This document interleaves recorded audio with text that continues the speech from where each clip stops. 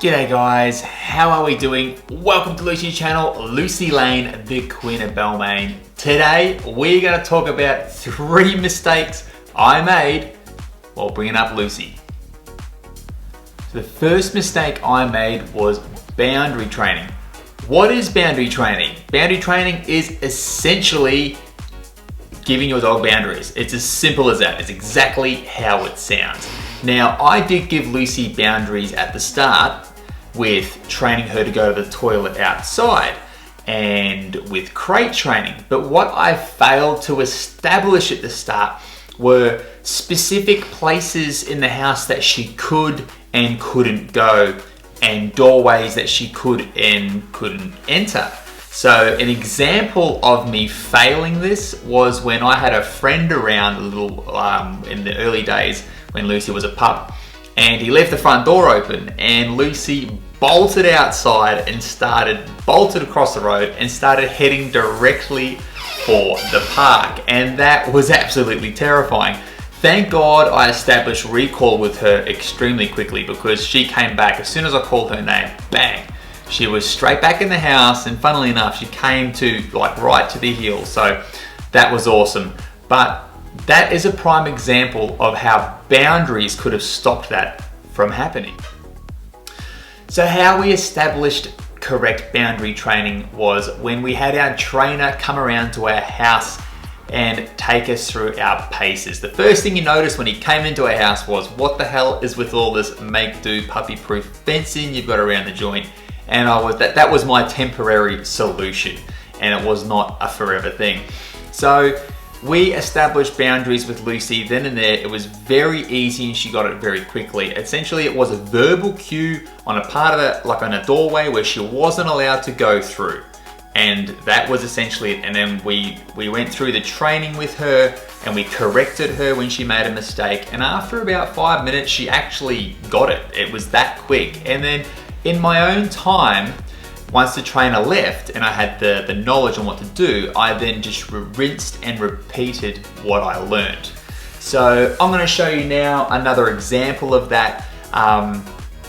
So I can leave any door in the house open, the front door especially, and Lucy will not. She's not allowed to go past the wooden strip on the front door. And again, we established that just with a verbal command. And then when I do want her to go through, I then give her the command to go through. But I want to be able to leave the front door open and the front gate open, because we live on a busy street in the city and I'm always coming in and out and bringing things in and out, and I don't want to have to keep opening and shutting gates. So we've trained Lucy, she is not allowed to go past the doorway unless given permission to.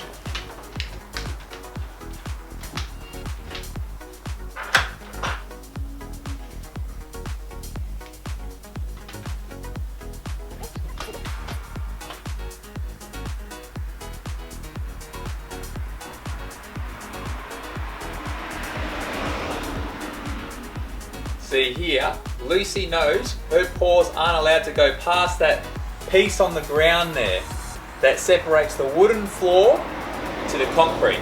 Now I'm going to give her the permission to go through. Good girl, go Louise. This is where I like to send her out to the toilet. She's not going to go, so Lucy, inside. My second mistake was not getting enough practice in with on-leash walking.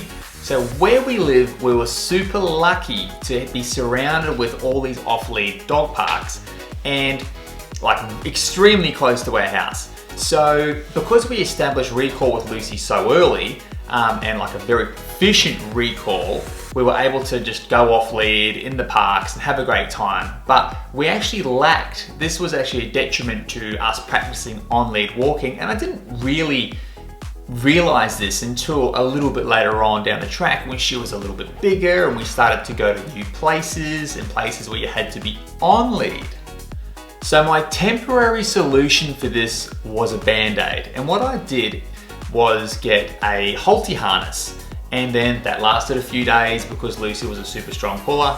It worked for a day, and then obviously the next day was a little bit worse, and the next day until it was completely destroyed. We went through probably a couple $100 worth of these Halti harnesses and all sorts of different types of things like it.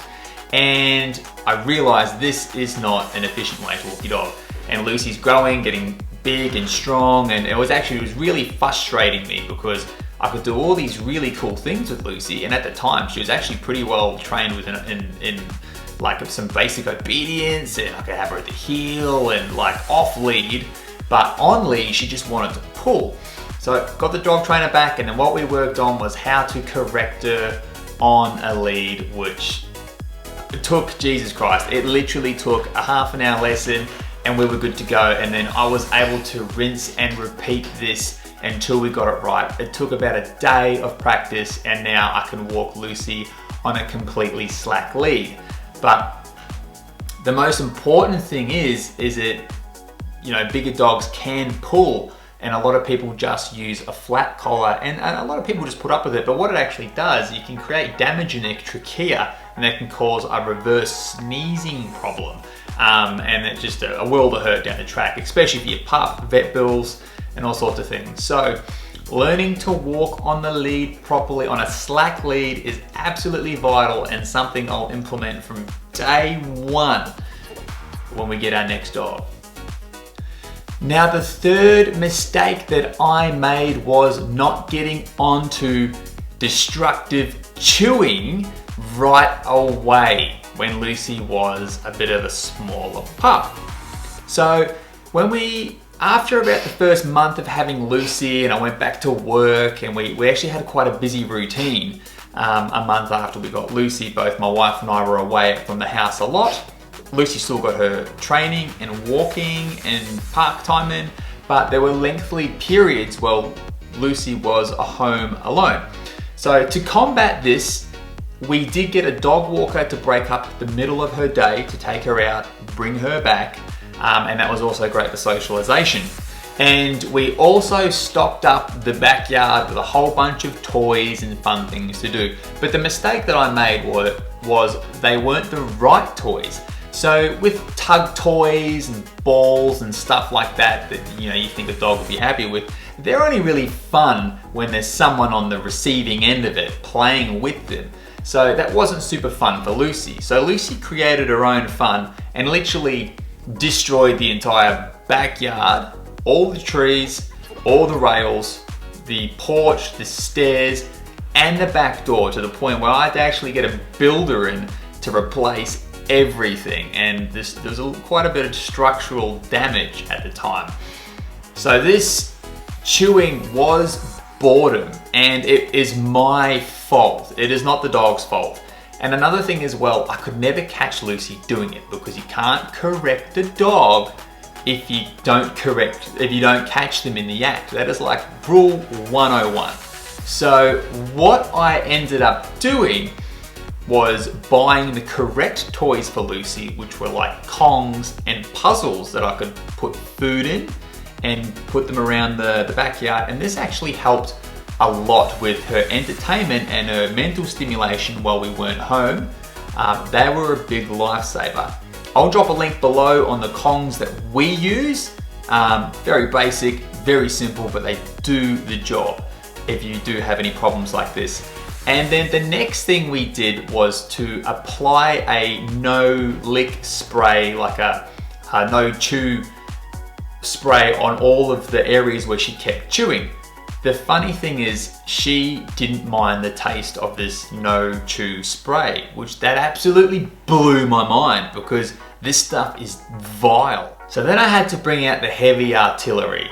I went onto a dog forum and I found out that something very good to use to stop like destructive chewing is hot sauce, Tabasco hot sauce, and I love that stuff. I have hot sauce on everything, and I thought, man, I've got about a liter of this stuff in the kitchen. I'm gonna put it on everything, and I thought I was the biggest genius getting around hot sauce. Why didn't I think of this? Anyway, turns out Lucy loves hot sauce. She went over and started licking it all off and thought this is delicious. So to this day, the way Lucy loves hot sauce is the way a normal dog loves peanut butter. It is absolutely bizarre, but she digs it. So the magic formula that I found that stops Lucy chewing completely on all of the backyard, the structures, the trees, everything, was the Vicks Vapor Rub. That rub that you put on your chest if you have a cold. It's kind of, it's like almost like a DP kind of formula. That is what stops Lucy chewing, and she never touched another thing ever again. And the best part about that stuff, because of the gelatin in it, it was like waterproof. So, you know, through torrential rain and stuff, that stuff was still on there. And to this day, she hasn't touched anything. So I've always got a little jar of Vicks in the back shed, just in case we ever have a relapse, which would be very unlikely. Anyway guys, that is 3 mistakes that I made when first bringing up Lucy. These are 3 things that I'll definitely address very differently when we get our next German Shepherd. We might be getting a male. Lucy might be having a brother down the track, which will be very fun and exciting, but we'll give you more information on that when that does come. Also, I just want to put in there, guys, that this is my own personal experience. All of these videos are from my own personal experience, and I am not by any means any form or type of a dog trainer. I am simply a German Shepherd dad and enthusiast. I truly love these dogs, and I want to continue getting better and educating myself and giving you guys tips and tricks on how we do things. Anyway guys, if you enjoyed this video, please hit the thumbs up. Make sure you drop any questions down below. If you have any other tips or you want some more information on some of the stuff that we did, drop it in the comments. That'd be fantastic. Make sure you subscribe, and we will see you in the next video. So see you later. Come here. Mwah.